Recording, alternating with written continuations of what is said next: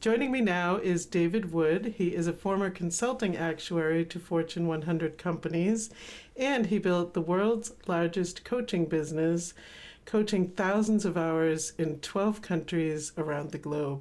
Welcome to the show, David. Thank you, Wendy. Happy to be here. So great to chat with you. I've been looking over some of your work today, and I have to say, I really enjoyed the Gong Show. Oh. Wonderful. So today's show is about living from strength to strength.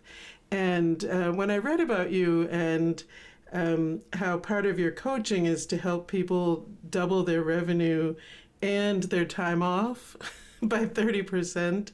I thought that was amazing goals for people. People are so busy today and they seem to be unfocused many times. So let's talk a little bit about that and how you help people to achieve those goals. Sure. And you know what I realized, like early in my life, I was helping people on business. I was consulting to Sony Music and Ford and Exxon and helping them make more money. Mm-hmm. And what I realized is that every business owner I've ever met, almost everyone, wants to make more money, right? They'd love to double revenue. In the next 12 months is a good time frame. But that's not where the story ends. If they just make more money, but they're working 60 hours a week or even 40 for some people, mm-hmm. That's not how they really want to live their life. So we look at leverage. All right, you don't actually have to work as many hours as you're working. You can produce better results with less time. So, okay, that seems like a good game. Let's do it. But I want to be upfront and say the stuff that really juices me and gets me excited is how expressed are you in the world? How much of your truth are you willing to share with your partner, with your kids, with your clients, with your boss, with your coworkers? How expressed are you? How authentic are you? How courageous are you? Mm-hmm. Are you really going for it and living your best life? That's what I want. And if that involves more money, great. If that involves more time off, great. It involves being a better leader for yourself and everyone around you, that gets even more interesting for me. So I just wanted to be upfront about that. Yes. Yeah, I say to my clients, if all you want is more money, you should go to someone else. There are lots of people who just focus on that. I work with the whole picture. And I've got some tips for how you can achieve twice as much in half the time. Right. And have more time off. I think so. Earlier in my life, I worked in, a corporation, and my time in was 60, 70, 80 hours a week. The money kept going up, but my life was not, when you said, are you being your authentic self, or how are you expressed in the world? It wasn't really me, it was just chasing the next level, and I don't think that that's really going from strength to strength. When I look back at how happy I was, how much time I spent with my children, was I pursuing things that make me excited and happy, it was really difficult to do, so I'd love to talk about how people can make those achievements that they want, but still have the life that they really want, Yeah. So, well, the good news is most of us are cruising at about 10% of capacity. And that's good news, because once you realize that, it's like, oh, I can actually change what I'm doing. So one of the ways that we sabotage ourselves, slow us down, and therefore require that we work 20, 40, 60 hours at our job is a lack of focus. I say the human mind is like a monkey on crack. It's an incredible tool, but it wants to run off in every direction it wants to. So let's suppose with a business, there might be 5 different target markets that I'd like to serve. I'd like to serve executives and business owners, the heads of nonprofits, leaders of any kind, politicians, celebrities. All right, that's 6 that I've got already. Right. I'm scattering myself so far, I'm making it very hard to succeed in business. And then once let's suppose you've got those 6 different target markets, there might be 6 different problems that each of them are facing. Business owners want more money, all right? Not enough money, there's a problem. They want more time off, they're too busy, that's a problem. Stress, all right, there's another problem. You see, it starts to stack up. So now I've got 6 times 36 sets of target markets and problems that I want to solve. How about marketing methods? Well, social media, sure, right? Maybe search engine optimization. How about alliances? What about a direct mail campaign? I might have 6 different methods that I want to use for all of these different things. Hopefully, listeners, you're starting to get a sense of why a lot of businesses fail or require you to work so many hours. Now, if we were willing to focus, let's suppose I picked one target market. For me, business owners. All right. And then pick one big problem that they care about. Okay, they're not making more money fast enough. Boom. There's a problem. And you'll see that in this interview, I slipped in some other issues and benefits and areas that I work on. But the primary thing most people come for is, well, I want to double revenue. Okay, we'll put that on the sign out the front. We'll put it on the website, double revenue. And then with marketing methods, there are so many things that I want to do, and you can test different things for a few weeks, but then you've got to pick something and go deep. For me, I like doing interviews like this one. I like speaking about life. I like getting asked questions. Sometimes the things I haven't thought of before. It's fun for me. So I decided to go deep in this one method. And yes, I have a couple of other things that I do. But over the last 2.5 years, I think I've done 250 interviews. Wow. That's an example. I'm not saying that's the one for every listener, Sure. But that's an example of going deep. So as we do this, we can start to get to know our target markets better. We start to know our marketing method really well. I've learned things about podcast interviewing I could never have learned had I just dabbled in it. So here's, this, and I have a cheat sheet, by the way, for listeners with all of this on it. It's a checklist where you can go through, do I have a crystal clear target market? Is there one crystal clear benefit and problem for that target market? Do I have 12-month goals that light me up and have me want to jump out of bed? Have I layered it back to 3 months? What's the 3-month version of that? What's the 7-day version of that? It'll give you a checklist of things you can go through so that you can double your revenue in half the time you would have had you not listened to and applied this information. Right. So it sounds like kind of really getting organized and focused on what you're trying to do exactly. I know, cannabis is my medicine, right? And one of the sort of the side effects, and we talk about cannabis a lot on this show in all different ways, but one of the things that it does for me is I've been creating. I can't stop creating. I talk to other people who use this medicine and they feel the same way, and it kind of makes you a little bit unfocused, because your brain just wants to keep creating all different things. So I think for our listeners and viewers, finding some specific ways to kind of harness that creativity and growth, but get into a focused mode. So I don't know if you have any advice for that exactly. Yeah, I do. Let's double click on what I said about goals, because this is kind of the first step to focusing. If you don't know what would have you celebrate like crazy, like celebrate your ass off, into like almost that it literally falls off, you're dancing so much. If you don't have those goals over a 12-month period, then how are you going to know what to do today and what not to do today? There's no yardstick, no measuring stick. So that's the first step.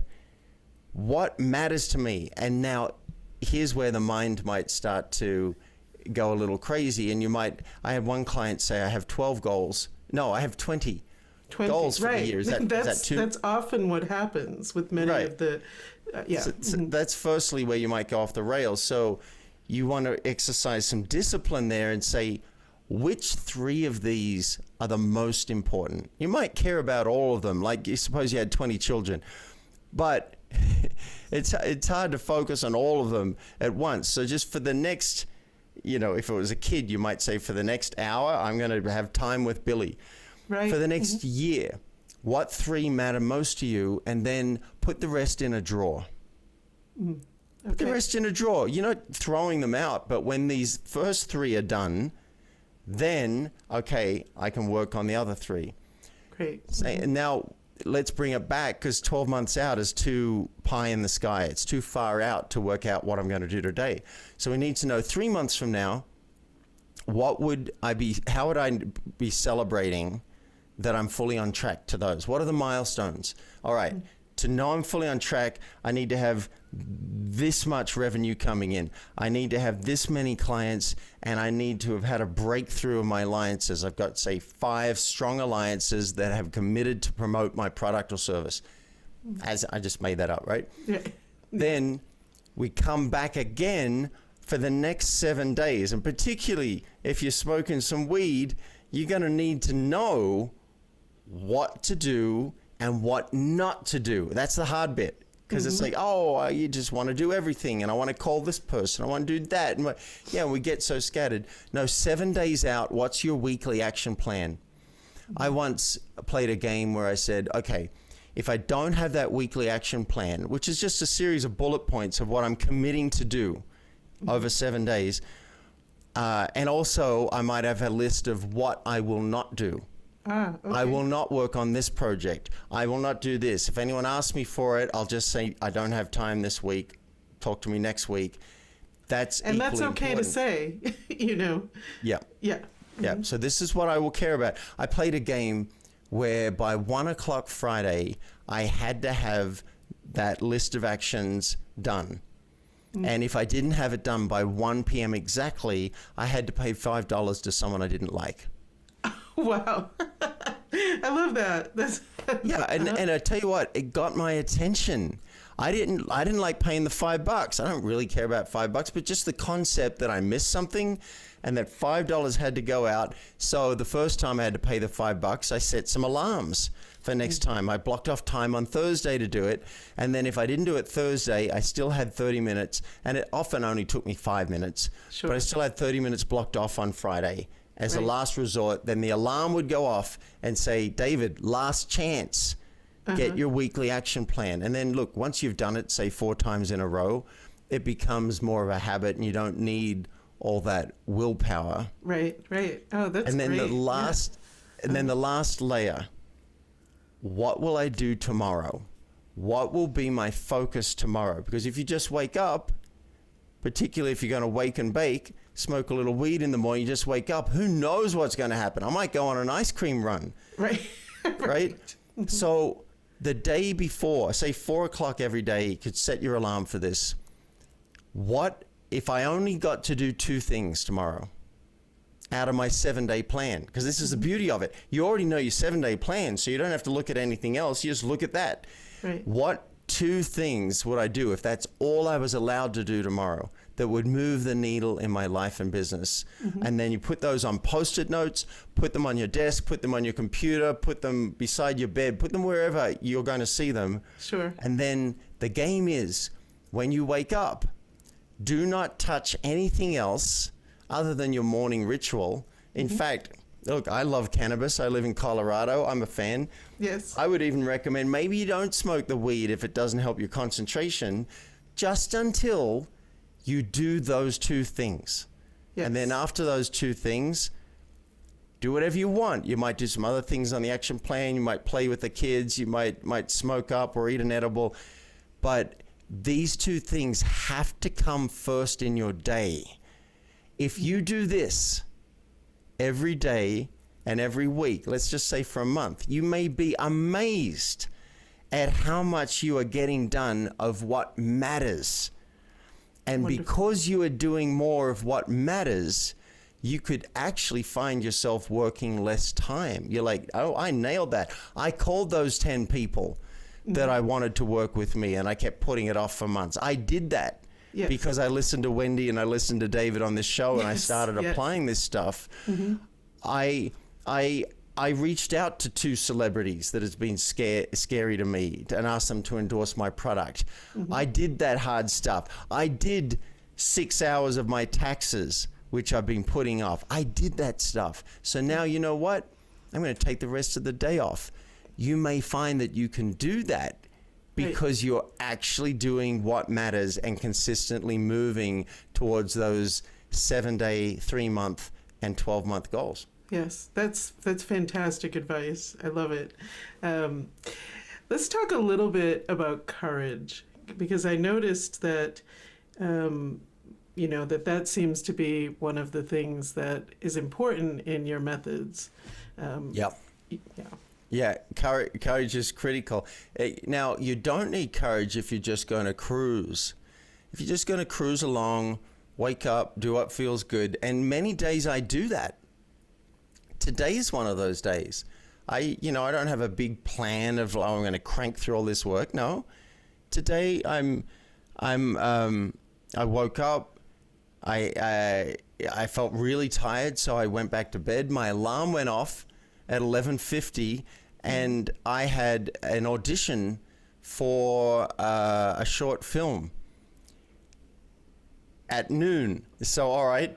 Ooh, cutting it close. Got some water, splashed water on my face, and then showed up and did this audition. And now my alarm went off and said, you got an interview with Wendy. So I'm doing this interview now, and then who knows what I'll do for the rest of the day. I might submit some more auditions because I'm really into acting. But if it matters to you to do better in life faster, and that's really important. If that's what matters, then you want to apply what I've talked about on focus. You want to download the checklist, the cheat sheet, and some of those actions, when you ask yourself, what's on my action plan? What am I going to do? It's going to take courage if you want to do better than the average person, because the average person is not operating on a lot of courage. We stay in our comfort zone by default. Yes. So I'm going to challenge you in your 12-month goals. And I really hope that after listening to this interview, you'll sit down and just, write out, if you don't already have it, what would make me super happy at the end of 12 months. Some of that stuff might be scary. I'll give you an example from my life. 12 months from now, I want to be living in Los Angeles and pursuing acting full time. And pursuing is not a good word. I'm going to change that. Enjoying acting full time. Yes. And words are important. Words are really important. I like that. Yes. I don't want to pursue any of that. Sometimes I pursue a lot of stuff, but I just want to enjoy the whole craft. Now, that's been in my head as a dream for 5 or 10 years. I don't even know if I told anybody about it. But recently, I started saying, that's my plan, to move to LA. Now, that's a bit scary. That takes some courage to create the plan, because I'm going to uproot everything, head over there, get a place, find a school, hopefully get an agent, and just enjoy the craft. Go and audition every day. Now, that took some courage to create the dream. It took some courage to speak it. And then I told a woman who's an actress here in Boulder, and I knew she was in the field, in the industry, I guess you say. And I said, this is what I want to do. And she said, well, I'm going to go and audition for a play. There's a local production of Dracula. Do you want to come with me and audition? Okay. Part of my brain was saying, hell no, I don't know how to audition. I haven't even taken an acting class yet. And the other part of my brain was, yeah, this is life knocking on the door. This is opportunity knocking. This is what you do. Yes. You go and you read. And so I decided to go and read, and that took some courage. Sure. Now, what I think a lot of people think is they've got to have confidence before they can do something. Let me get all settled, get confident, then I will go and act. Right. Then I will go and audition. Then I will start a new business. Then I will say I'm a life coach. then I will go and speak on stage.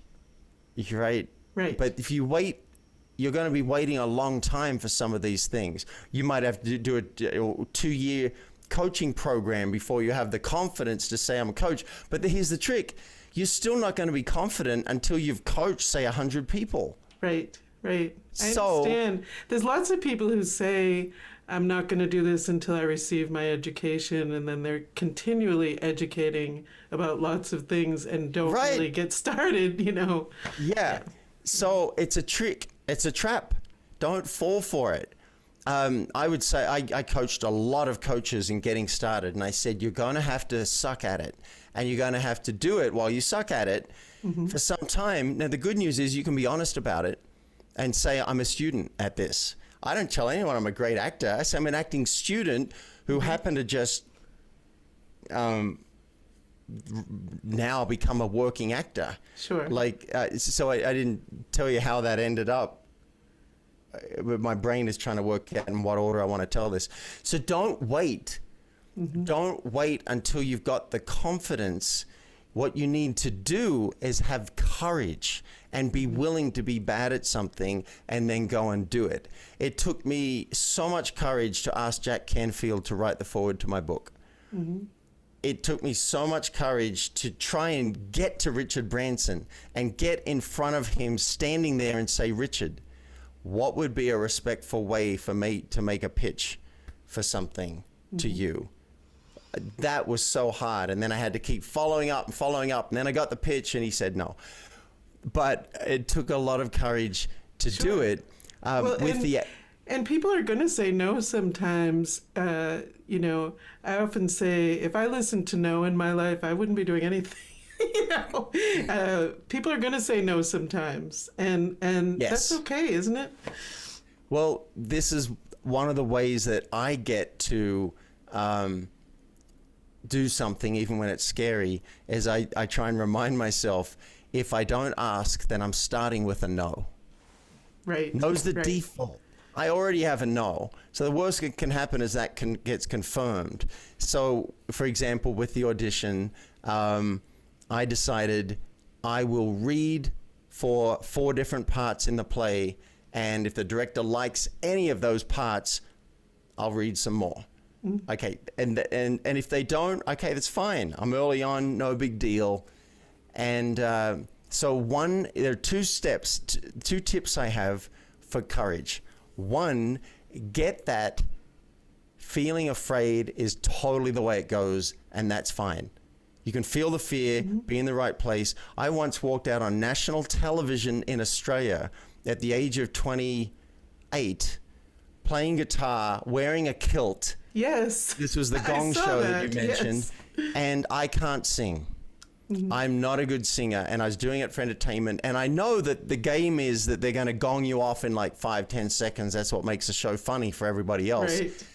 So nervous, so terrified that I literally peed my pants a little bit waiting in the green room before I went on stage. 3 drops of urine came out before I got control. So now I'm terrified of peeing my pants on national television. But you already did it. And I went and did it. I walked out and I went and did it. Now I say this story because if you're thinking, oh, I've got to get confident before I start a business, or before I go and speak on stage, or before whatever it is, or before I ask that woman out or that man out. No. If I could go out there terrified and not knowing if I was going to hit the right pitch or get the right thing, and I could risk that, you can risk whatever it is that you're afraid of. And so that's the first tip is, it's okay to be scared. Now, if you're so traumatized and terrified that you're shaking and you don't even know that you can get the words out, okay, maybe that's going beyond your edge. I've done that multiple times in my life. Maybe that's something you don't do. Step 2 is going to help you. Or tip 2, it's not a step 2. Tip 2 is you can prepare. For a lot of these things, you can prepare. So for coaching, yes, you can go and get a training program. For acting, what I did, knowing I had this audition coming up in 2 weeks, is I bought the script, read the whole script, Most people didn't do that. I read the whole script, so I kind of got a sense of everything. I read the descriptions of the characters in the back. All right, that's one thing. Van Helsing, I figured he should have a German accent, the German Slayer. So I went on Google and I learned how to do a German accent. All right, that's another step. And then I had a couple of friends come over and read lines with me. We go back and forth and read the lines. And then I memorized 3 of the 4 scenes that I had to read for, so that I didn't have to keep looking down. I could just be right there. Nice. Mm-hmm. And then the last thing I think I did is I hired a teacher. I spent $50 on a teacher to do a Zoom class with me and give me coaching on the audition, give me some, nice. you know, some ideas I didn't have and push me and ramp it up. So I prepared. Mm-hmm. So when I got there to, I think this is the second play in my life. I think 25 years ago I auditioned for a play, but this is the second audition I've done in my life for a play. Yes, I was nervous. But I'd done so much preparation that I didn't have to look down at the book. I was the only person not doing that. And I gave it everything I had. And guess what? They offered me the lead in the play. Wonderful. So now I'm doing Dracula in a production. So I like that story. Congratulations. That's wonderful. Thank you. Yes. I like that story because I was scared. It was way out of my comfort zone. I felt like I had imposter syndrome going like crazy. And I said, I'm just going to go and ask. I'm going to read for it. And if they like it, then who knows, I'll get to do more. Sure. Now, almost every night I'm driving 2 hours a night to auditions to do this thing, and I couldn't be more thrilled. Mm-hmm. So feeling scared is totally fine. That's the first tip. And the second tip is you can often prepare. You might even role play. If you're going to call up someone and ask something scary, you might role play with someone. Say, hey, you just be this person and give me a hard time so I can realize that I'm going to get through it and it's no big deal. Right. Right. And you can prepare and then... That's a great way to practice and continue the preparation. Well, this has been really delightful. So how can people get in touch with you? Thank you. I created a gift basket of goodies for listeners. So there's the cheat sheet on how to achieve twice as much in half the time. There's a video, short video walking you through it and showing you how to really apply it in your life right now if you want to. You can get a sample of my upcoming book, The Mouse in the Room, because the elephant is not alone. And it's all about transparency and courage in your relationships and your communication. And the last thing that's on this page is if something resonated for you and you're already doing well in your business and you want to get to where you're going faster, more money, more time off, there's a link where you can request a call with me and we'll get on the phone and see if we're a fit for each other. Wonderful. See if coaching would be even right for you. Not everybody's a fit for what I'm looking for, and I'm not a fit for everybody. We work that out on that call, and if we are a fit, we'll do some pretty cool stuff together. Wonderful. In your business. I like that you together determine if you're right for each other. You know, yeah. That's fantastic. Yeah, thank you. Yeah. And so the link, this is a link that'll take you to a hidden page on my website. It's myfocusgift.com. Because I want to give you the gift of focus. So what more memorable URL could I give you than myfocusgift.com? Take you straight to that page, and I'd love to hear from you. Excellent. Thanks so much for joining me. Thank you, Wendy.